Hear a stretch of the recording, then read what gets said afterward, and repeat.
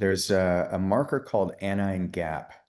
And most doctors overlook this. They don't really spend much time on it because it's just an equation that looks at all the electrolytes and in your blood at the time, but it's a massive reflection of your vagus nerve. And so the vagus nerve is the wandering nerve. It connects the brain to the gut.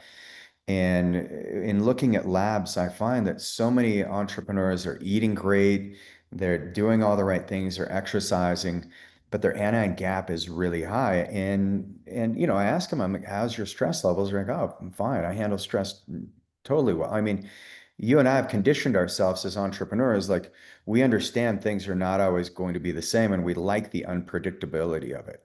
But Hmm. what we don't realize is we know when we need to push on the gas, just how much resources are required to get us where we want to go in the next evolution of our business.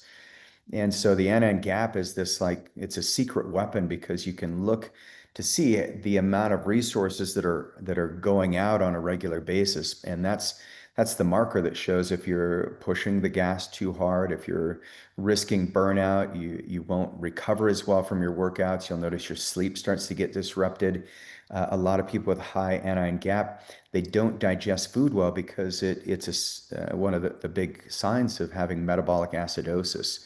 So your nutrient signaling gets turned down, your protein uh, dysregulation, your protein synthesis, that all gets turned off. And so it's harder to build muscle.